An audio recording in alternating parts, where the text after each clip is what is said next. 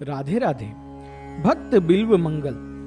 दक्षिण प्रदेश में कृष्णावीणा नदी के तट पर एक ग्राम में रामदास नाम के भगवत भक्त ब्राह्मण निवास करते थे। उनके पुत्र का नाम था बिल्व मंगल। पिता ने यथासाध्य पुत्र को धर्म शास्त्र की शिक्षा दी थी। बिल्व मंगल पिता की शिक्षा तथा उनके भक्ति भाव के प्रभाव से बाल्यकाल में ही अति शांत, शिष्ट और श्रद्धावान हो गया था। परंतु देव योग से माता पिता के देहावसान होने पर जब घर की संपत्ति उसका अधिकार हुआ, तभी से उसके कुसंगी मित्र जुटने लगे। जवानी, धन, प्रभुत्व और अविवेक, इन्हीं में से एकाएक ही बड़ा अनर्थ होता है। फिर जहां चारों एकत्रित हो जाए वहां तो कहना ही क्या है। बिल्व मंगल के पास धन था, घर में दूसरा मालिक नहीं था, जवानी का जोश था और कुसंगी मित्रों के संग में अविवेक ने भी आकर अड्डा जमा लिया। धीरे धीरे बिल्व मंगल अंतकरण में ही अनेक दोषों ने अपना घर कर लिया। एक दिन गांव में कहीं चिंतामणि नाम की वेश्या का नाच था। शौकीनों के दल नाचने में जा रहे थे। बिल्व मंगल भी अपने मित्रों के साथ वहां जा पहुंचा। वेश्या को देखते ही बिल्व मंगल का मन चंचल हो उठा। विवेक शून्य बुद्धि ने सहारा दिया। बिल्व मंगल डूबा और उसने हाड़ मांस भरे चाम के कल्प रूप पर अपना सर्वस्व न्यौछावर कर दिया। तन मन धन, कुल मान मर्यादा और धर्म सबको उत्सर्ग कर दिया। ब्राह्मण कुमार पूरा पतन हुआ। सोते जागते, उठते बैठते और खाते पीते सब समय बिल्व मंगल के चिंतन की वस्तु केवल एक चिंता ही रह गई। जरा सी देर के बुरे संग का यह दुष्परिणाम होता है। वेश्याओं का नाच करने वाले मौजी लोग, जरा विचार करो, तुम लोग कितने लोगों का पतन का पाप अपने सिर लेते हो। बिल्व मंगल पिता का श्राद्ध है, इसलिए वह आज नदी के उस पार चिंतामणि के घर नहीं जा सकता था। श्राद्ध की तैयारी हो रही थी। विद्वान कुल पुरोहित बिल्व मंगल से श्राद्ध मंत्रों की आवृत्ति करा रहे हैं, परंतु उसका मन चिंतामणि के चिंतन में निमग्न है। उसे कुछ भी अच्छा मालूम नहीं लगता। किसी प्रकार श्राद्ध समाप्त कर जैसे तैसे ब्राह्मण को झटपट भोजन करवाकर बिल्व मंगल चिंतामणि के घर जाने को तैयार हुआ। संध्या हो चुकी थी। लोगों ने समझाया कि भाई, आज तुम्हारे पिता का श्राद्ध है, वेश्या के घर नहीं जाना चाहिए। परंतु कौन सुनता था। उसका हृदय तो कभी का धर्म कर्म से शून्य हो चुका था। बिल्व मंगल दौड़कर नदी किनारे गया। भगवान की माया अपार है। अकस्मात प्रबल वेग से तूफान आया और उसी के साथ मूसलाधार वर्षा होने लगी। आकाश में अंधकार सा छा गया। बादलों की भयानक गर्जना और बिजली की कड़कड़ाहट से जीव मात्र भयभीत हो गए। रात दिन नदी में रहने वाले केवट ने भी नाव को किनारे बांधकर वृक्षों का आश्रय लिया, परंतु बिल्व मंगल पर इन सब का कोई असर नहीं पड़ा। उसने केवट से उस पार ले चलने को कहा, पर बार बार विनंती की। उतराई का भी गहरा लालच दिया, परंतु मृत्यु के सामना करने को कौन तैयार होता है। सबने इनकार कर दिया। जो जो विलंब होता तो बिल्व मंगल की व्याकुलता बढ़ती जाती थी। अंत में वह अधीर हो उठा और कुछ भी आगे पीछे न सोचकर तैरकर पार जाने के लिए सहसा नदी में कूद पड़ा। भयानक दुस्साहस का काम था, परंतु संयोगवश नदी में एक मुर्दा बह जा रहा था। बिल्व मंगल तो बेहोश था। उसने उसे काट समझा और उसी के सहारे नदी के उस पार चला गया। उसके कपड़ों की सुध नहीं थी, बिल्कुल दिगंबर हो गया था। चारों ओर अंधकार छाया हुआ है। बैनाल पशु भयानक शब्द कर रहे हैं। कहीं मनुष्य का गंध भी नहीं आती, परंतु बिल्व मंगल उन्माद की भांति अपनी धुन में चला जा रहा है। कुछ ही दूर पर चिंतामणि का घर था। श्राद्ध के कारण आज बिल्व मंगल आने की बात नहीं थी, अतएव चिंता के घर के सब दरवाजों को बंद करके निश्चिंत होकर सो चुकी थी। बिल्व मंगल ने बाहर से बहुत पुकारा, परंतु तूफान के कारण अंदर कुछ भी सुनाई नहीं पड़ा। बिल्व मंगल ने इधर उधर ताकते हुए बिजली के प्रकाश में दीवार पर एक रस्सा सा लटका देखा, परंतु उसने उसे पकड़ा और उसी के सहारे दीवार फांदकर अंदर चला गया। चिंता को जगाया। वह तो इसे देखते स्तंभ सी रह गई। नंगा बदन, सारा शरीर पानी से भीगा हुआ, भयानक दुर्गंध आ रही है। उसने कहा, तुम इस भयवनी रात में नदी पार होकर बंद घर में कैसे आए?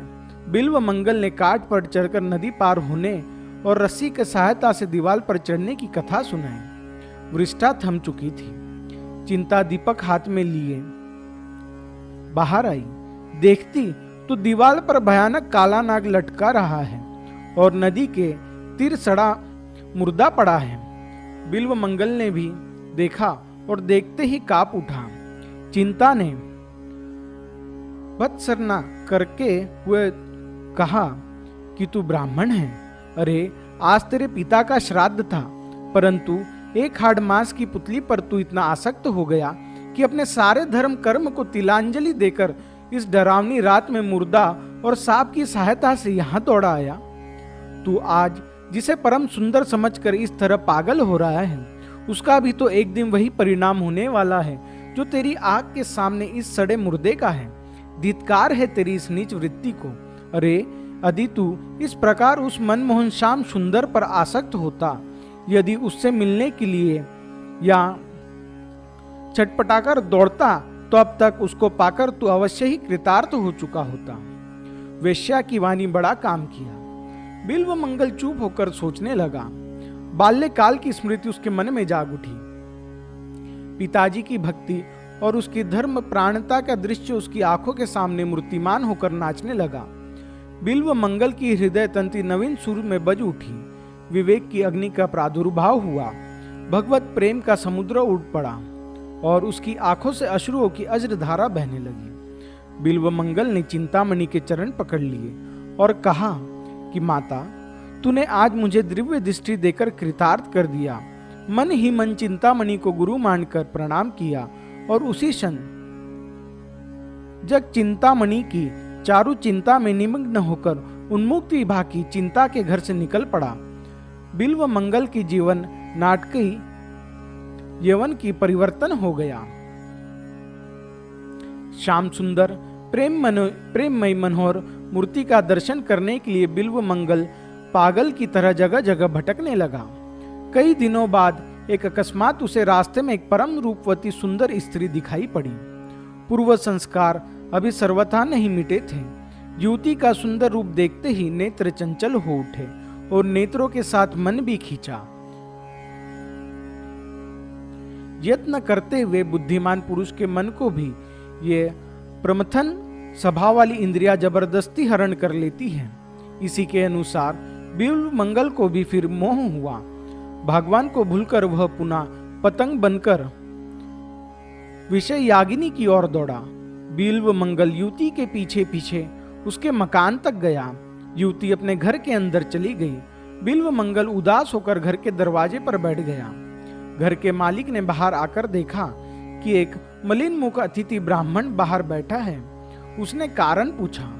बिल्व मंगल कपट छोड़कर सारी घटना सुना दी और कहा कि मैं एक बार फिर उस युवती को प्राण भरकर देख लेना चाहता हूँ। तुम उसे यहाँ बुलवा दो। युवती उस सेठ की धर्म पत्नी थी।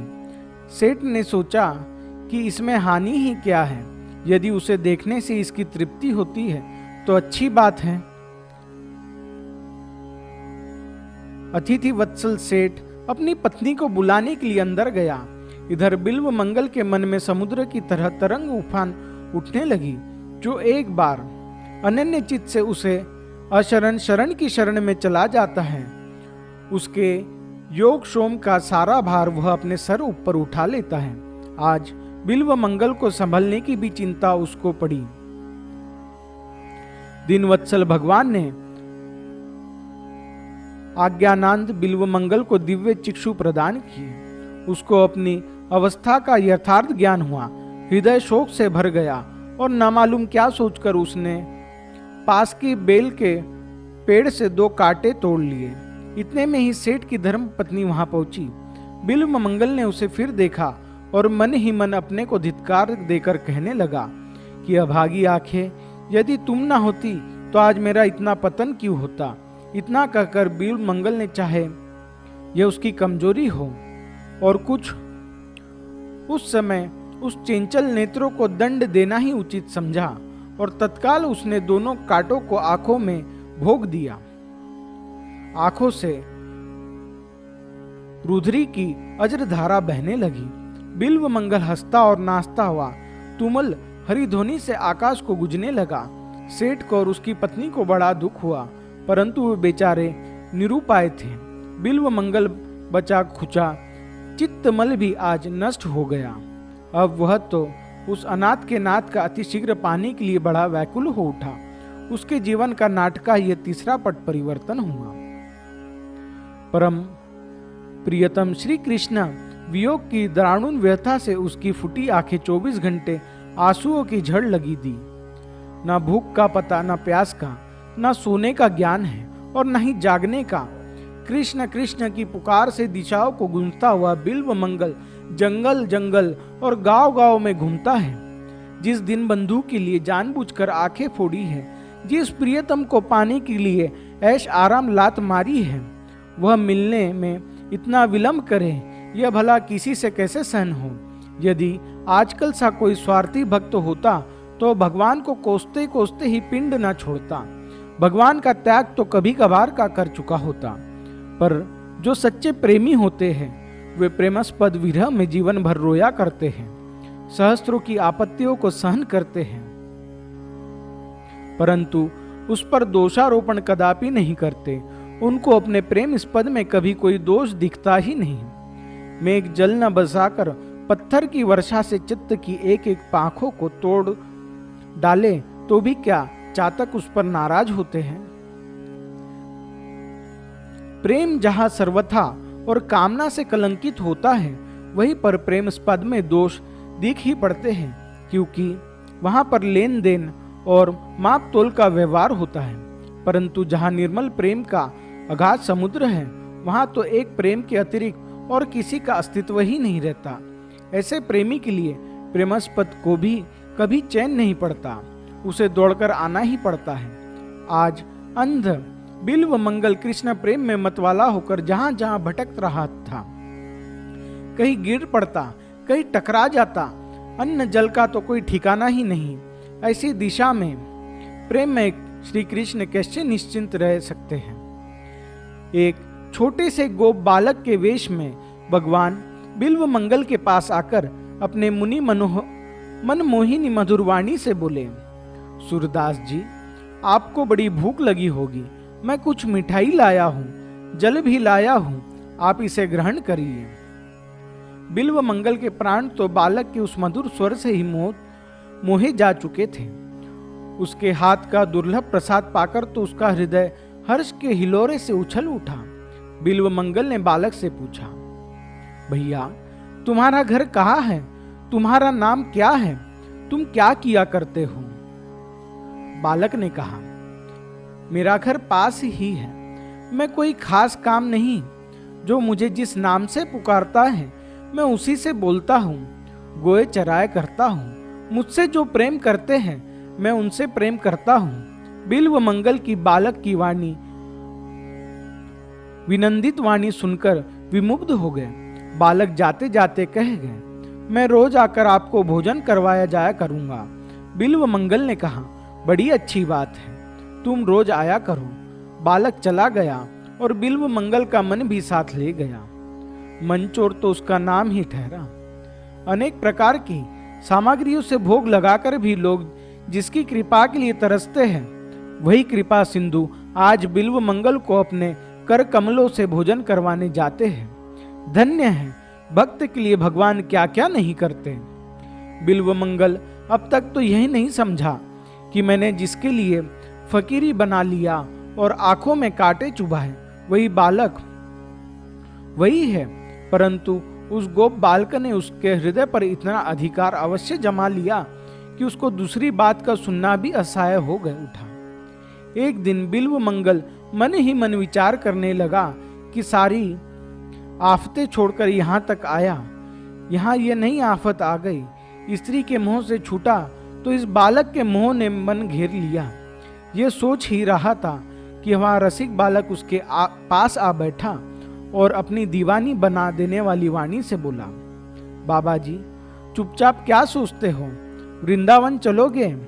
वृंदावन का नाम सुनते ही बिल्व मंगल का हृदय हरा हो गया, परंतु अपनी असमर्थता प्रकट करते हुए बोला, भैया मैं अंधा वृंदावन कैसे जाऊं?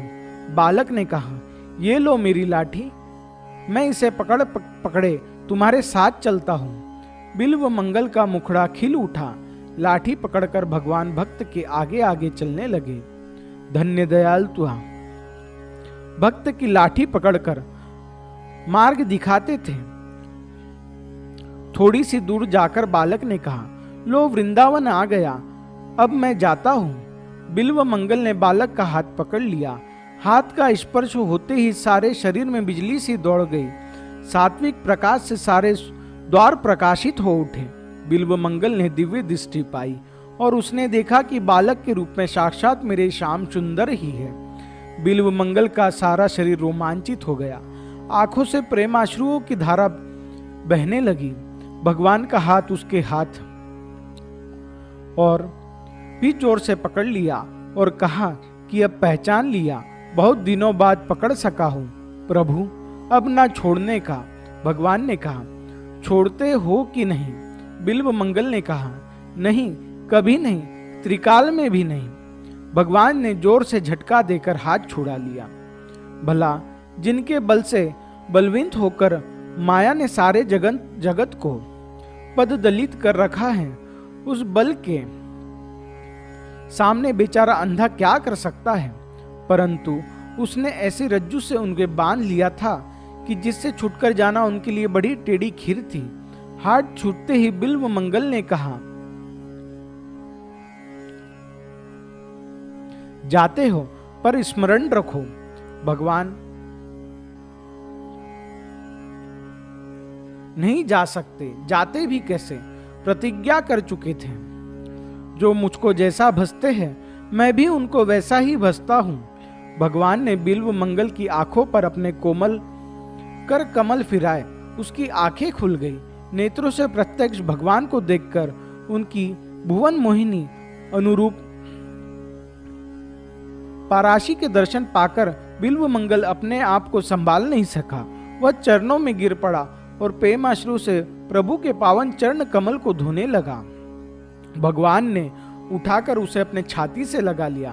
भक्त और भगवान के मधुर मिलन का समस्त जगत में मधुरता छा गई। देवता पुष्प वृष्टि करने लगे। संत भक्तों के दल नाचने लगे। हरि नाम की पवित्र ध्वनि से आकाश परिपूर्ण हो गया। भक्त और भगवान दोनों धन्य हुए। वेश्या चिंतामणि सेठ और उनकी पत्नी भी वहां आ गई। भक्त के प्रभाव से भगवान ने उन सबको अपना दिव्य दर्शन देकर कृतार्थ किया। बिल्व मंगल जीवन भर भक्ति का प्रचार कर भगवान की महिमा में बढ़ते रहे और अंत में गोलोक धाम में पधारे। बोलो भक्त और उनके भगवान की जय। जय श्री राधे, जय श्री कृष्ण, जय श्री राधे कृष्ण।